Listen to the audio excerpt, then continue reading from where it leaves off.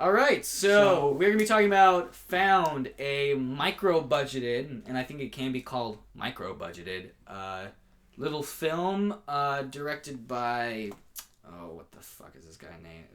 And this version of the podcast, basically, it's called our Nazi Inspired by Tusk. Inspired by Tusk Nazi. Basically, he's going to describe the film to me and convince me / you guys to watch this film. Whether you should watch it or not is up to you, and we'll see if I end up watching it. But Valdo's going to describe it to me, and I'm going to be, yes or no, and ask questions and whatnot. So, I'll start off by saying this film is called Found. It was... about hide and seek?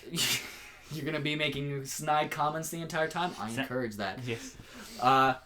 It's a 2012 movie directed by Scott Schirmir, based on the book. Oh, Scott Schirmir. Yeah, that guy. He's never made anything before this. Well, actually, he made one thing before this, but it was like a short film. Yeah. One of those Vimeo shorts. Oh, God. Did you watch it? They include it in the movie. Actually. And How many thumbs? I will discuss how this happens later. 6.5 thumbs? It's based on the short book Found by Todd Rigney, and it's basically about a boy who finds out that his brother's a serial killer. Okay. How old? He's a youngin'. He's about he seems like 11 or 12. So he's just like stumbling by and he's just like, hey, my bro is a serial killer. Well, it's funny because that's the opening narration. Is like VO? I like VO. He comes out and he just kind of straight up tells the audience, yeah, I've been sneaking in my brother's room lately and I've been finding a lot of heads in his bowling ball bag. Actually, you know what? This is one of those movies where in retrospect, some things are funny, some aren't. But one thing that is funny is the fact that he went to borrow his brother's bowling ball. And that's how he found out. That is kind of funny. It's kind of funny. Because they have 3 bowling balls. Who borrows a bowling ball? I don't bowl enough, I guess. You don't have a family that bowls enough? No. We're not living in one of those bowling-centric towns, I guess. Like the town in Footloose. I was thinking the town in Big Lebowski. Jesus. What town did that take place in? I don't know. I think it was in LA. It was in this town. Oh, yeah. Same town. And apparently Found takes place. I haven't seen. So. Where does Found... Found is one of those movies that... It's funny. It's so micro-budgeted that I honestly cannot tell you where it was filmed. I have no idea, but it looks small. It's so small. Literally, there's about 4 or 5 locations. One of them's the house. Another one's like a train yard nearby. And since it's all shot on 7Ds, they look like films that are like all of it was shot on 7D. Uh-huh. It looks like a film like one of our friends would make. Uh-huh. So watching it was really. It had this weird kind of feeling. It gave me that same feel that a lot of old school horror movies from the 80s would feel. Like when I was a kid, I would like to go to Blockbuster and just whatever horror movie I find, I grab and I will go home and watch, and I'd pick it up on VHS. And it reminded me of a lot of the really shitty 80s horror films that I saw. So it's like super low production. Super low production quality. You can tell that the furniture that they have in the house was just the furniture the family had in the house. Uh-huh. I'm going to start off by saying this is a heavily flawed film. One of the most heavily flawed films I've ever seen in my life. Everything 7Ds doesn't sound like... the acting, they shoot on 7Ds, but they also shoot at I think at 30 frames per second. That's funny. Yeah, I think... Sorry, it's a niche thing, 30 frames and 24. Might fly over some people's heads, but there's 2 guys in the audience going, wow, that's really fascinating. I'm also fairly certain that they intended on shooting in 1.85 by 1, but then they ended up just cropping to widescreen later, because there are scenes where the cropping is literally preventing you from seeing characters' mouths talking because it's such a tight close-up. And I say all this to just prepare you, because when you watch it, it is glaring. It's all noticeable. It's all there. You have to stick with it. You have to pull through, because honestly, the story transcends all of it. And I think it's a great film in the sense where when we talk about film, we talk about a story being so good and a group of people getting together who care about this story and really want to tell this story. And they may not have the talent, they may not have the budget, they may not have all of everything that they need to make the movie look great, but god damn it, they're going to do it, and they're going to do it their best way possible.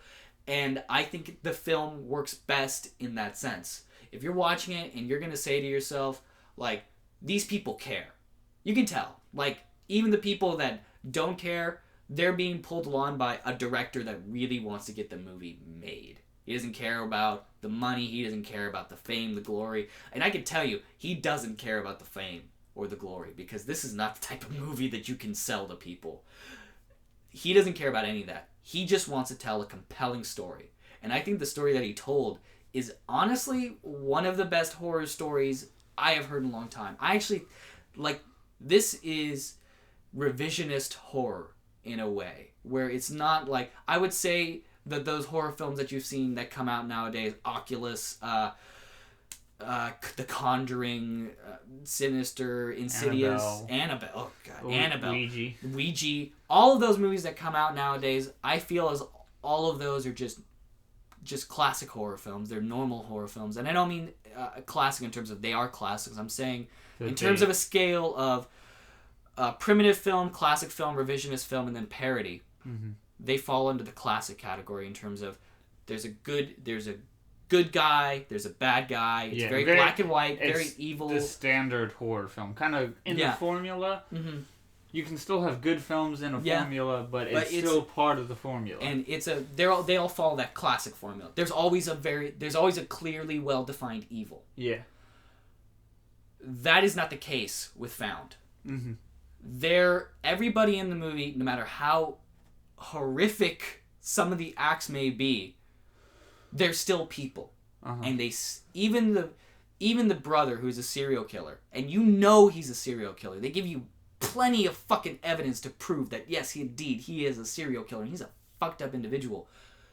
He's still his older brother, and he still acts like an older brother to this kid. Uh-huh. That's the thing that I think is most compelling about the film, is the interpersonal relationships between all the characters. Uh-huh. For instance, when the main character's name is, I forget his name. We'll cut this out. Or will we? Oh, damn! They won't tell you what his name is. Shit. Well, the main character is the little kid who's about 11 or 12. In most normal, conventional horror movies that I see, if there's a killer, they're always on kill mode. They're always in evil mode. No matter what they do, no matter what they say, it's always a reflection of how evil they are. Yeah. And so, like, in a normal horror movie, when the kid goes into the brother's room and finds something, the brother runs in and tells, "Get out!" And, they make this big scene, and it ends with the brother yelling at his younger brother, "Get out of the room." In this one, it's not like that at all. He's still an older brother, and he's still trying to relate and bond to his younger brother. Even though you know that it's not like, you know the horrific shit that is behind it, mm-hmm. He's still an older brother. I think that applies to almost every relationship. The parents aren't dicks. They're not like those types of parents where, they're always at work or something. They're never at home. No, they do care about their kids. They do get involved in their kids' lives. It's just they're not involved enough to know what's actually going on. Mm-hmm. And they just act like real people. And I mean, I mentioned this earlier, where I told you I hate in movies where they have bullies that are just complete dickbags, where they're like, they act like, give me lunch money. They're acting like, the big gangs in prison yards, where they come and give me your lunch money, and then they take all their shit. Yeah. And then like the kids. I was watching Perks again, and that was the one complaint after rewatching, is that like one like blonde. I'm sure the reason why it's in the film is because it actually happened to him or something. But like, there's this blonde bully. It's like this chick with braces, and like, you remember Perks, where she's like, "Oh God, nice suit, jackwad," and I'm just like, where they like, it's hard to take her seriously. There's a what movie, like the movie Let Me In, where in Let Me In, these kids, like, they're flat out torturing a kid in the locker room, and there are no parents around. Never. In Found, The bullies are so hyper realistic. In fact, one bully in particular reminded me of a kid where I went to middle school with. Uh-huh. It was so accurate, where the bullies aren't bullying you through pushing you up against a locker or, calling you names or stuff. They're bullying you by spreading rumors. They're bullying you by getting around loopholes within, the system. It's not like the teacher's ignoring it. The teacher's coming in and saying, stop that, cut it out right now. You're getting Saturday detention. Uh-huh. But, he's only getting Saturday detention. It's not going to stop the bullying. Yeah. And there's a slight issue in that he's the main character who plays in The Kid. He's still a very young actor. Yeah. But god damn it, is he trying. I think he's trying. I think he wants to be a good actor, and I think there are parts where he does do a good job, especially the end. I think he did a really good job at the end. But again, I guess no matter all the praise that I give this film, it all wraps back around to the fact that it's the work of a very new director. Very primitive. Very primitive filmmaking. Very easy. Even the sound has issues where the sound in one scene sounds completely different from the sound in another. Uh-huh. There's no consistency with it. There's problems with one shot is 10 times darker than the next shot afterwards. And yet somehow all of those problems seem to disappear in the final 10 minutes, where I swear to God this movie goes from 0 to 60 in such a quick amount of time, where I was completely enthralled by the end of the movie. I love the end of the movie. I really, really like this movie. I think this movie is a love letter to horror fans. If you are a horror fan, Ben should see this movie. Ben Teft. If you know Ben Teft or are Ben Teft, tell him to see this movie. I gotta give this. In terms of film, it's weird. I gotta give it 2 ratings. In terms of filmmaking and quality, it's a 3 out of 10. It is very poor. But everything else around it, the passion that went into making it, that I can tell the guy cared. He wanted to get this movie made. Making a feature-length film, for those of you who don't know, we're kind of assuming here, just so people who don't actually make films, making a 5-minute film is really hard. Making a full feature hour film, and a half long film is even harder. Especially, and I'm pretty sure he was shooting under the same conditions that we shoot our films on. Yeah. Just with an actual movie. So I have a lot of respect for him in terms of that. And the movie was shot on a budget of $30,000. Wow. That is so minuscule and so minor. People, you don't understand. You have no idea how little. I spent probably $500 on a 12-minute film, and that was making a string out of gold. I was yeah. And that doesn't account equipment or that was So I maybe it's coming from a place where me as a filmmaker and as a horror fan, I can really appreciate this film.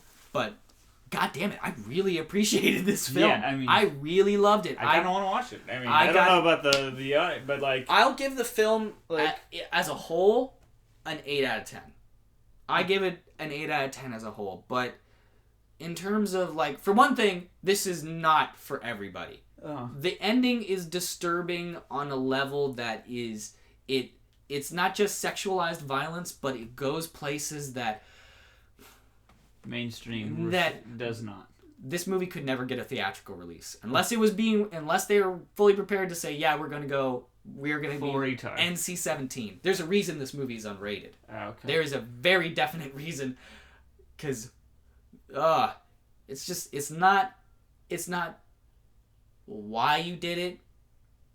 No, it is why you did it, but it's also who you're doing it to.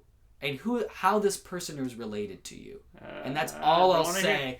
And the movie is just brutal. And I love that. And so I got to give it an 8 out of 10. Just as a whole, I give it an 8 out of 10. Go see Found if you can find it. I got it. I rented it off of iTunes. I actually rented it twice. I loved it so much. It was one of those movies that stuck with me, which is why I really appreciate it. Regardless of how shittily it was filmed, I was thinking about this movie for weeks on end after seeing it. Yeah. So I really liked it. Go see Found. Story trumps it sometimes. Story can trump a film. This is a great example of a story transcending a film. Really, honestly, the story was that good. I loved it. And it has no holes in it. As far as I can tell, I can't think of a single thing wrong with the plot line. Okay, well, that is some seriously high praise. As far as I'm convinced, I think as far as a level of convinced, I think I'm like I kind of feel like a box in your house, and I really want to open it convinced. You know what I mean? Okay, I give this movie 8 out of 10 boxes full of love letters you got from a guy in college. Oh, and wow. if you see the movie, you'll understand what that means. Oh, God. And I don't even... all these, like, vague hints. All right, time to watch.